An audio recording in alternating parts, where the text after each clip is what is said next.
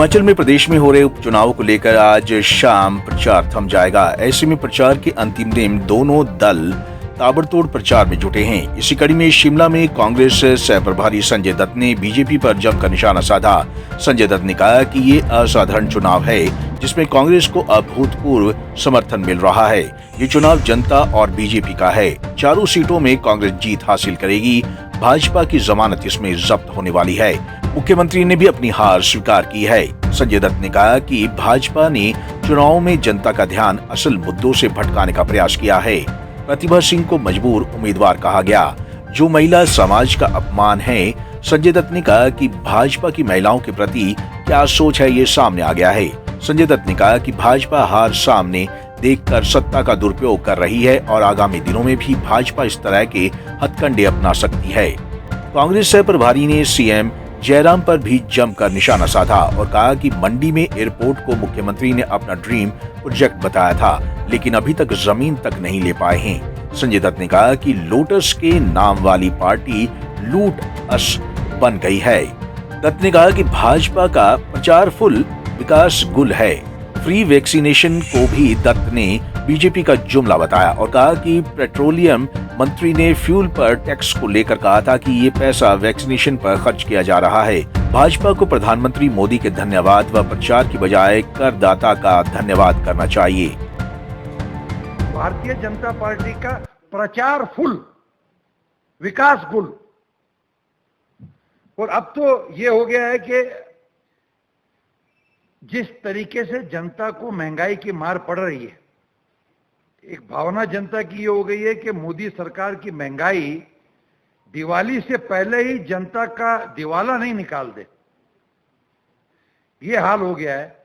निशान लोटस है, लोटस, लेकिन अब नाम बदल के लूट अस पार्टी रखने की नौबत जो है आ गई है।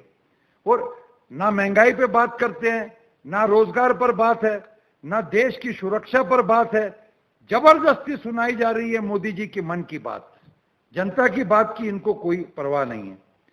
और आज हाल क्या है, पेट्रोल की कीमतें जो है 100 पार कर चुकी हैं, डीजल की कीमतें 100 छू रही हैं, सरसों की तेल की कीमत 200 टच हो गई है, एलपीजी सिलेंडर की कीमत 1000 पार हो गई है। आज सब्जियों की जो कीमत है, मटर अगर आप लेने जाओ तो 150 रुपए के मिलते हैं, शिमला मिर्ची की कीमत 120 रुपए है, टमाटर हो, फूल गोभी हो 80 रुपए 90 रुपए, सोया तेल की कीमत 150 हो गई है। तो कहने का मतलब ये है कि आम आदमी से जुड़ा हुआ जो महंगाई का प्रश्न है उसके ऊपर कोई बोलने के लिए तैयार नहीं। भ्रष्टाचार के इंडिकेशंस देने लगे हैं।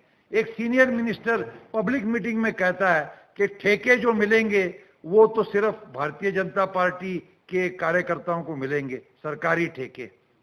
तो एक तरफ जो है दिल्ली में बहुत गाजा बाजा करके मोदी सरकार जी ने कहा था कि ये सारा ऑनलाइन होगा, और यहाँ पे स्पष्ट रूप से भारतीय जनता पार्टी के मंत्री, जिम्मेदार नेता कह रहे हैं कि ठेके हम अपने पार्टी के लोगों को देंगे। तो ये सारा क्या मैनिपुलेटेड है? और हिमाचल में सब मैनिपुलेशन चल रहा है इन ठेकों के विषयों में और पब्लिक वर्क्स के कामों के विषयों में। ये भूमिका स्पष्ट हो जाती है। ये चुनाव अब कांग्रेस वर्सेस भारतीय जनता पार्टी रहा ही नहीं। ये चुनाव अब जनता, आम जनता वर्सेस भारतीय जनता पार्टी बन गया है।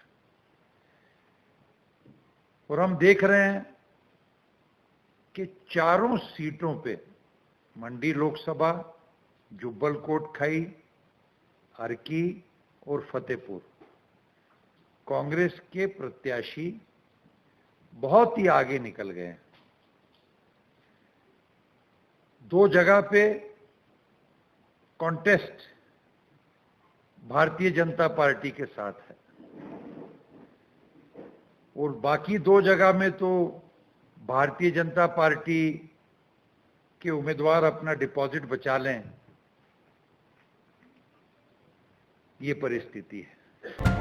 हिमाचल कांग्रेस सह प्रभारी ने न केवल बीजेपी पर बल्कि सीएम जयराम पर भी जमकर निशाना साधा है और दावा किया है कि उपचुनाव में कांग्रेस सभी 4 सीटें जीतेगी।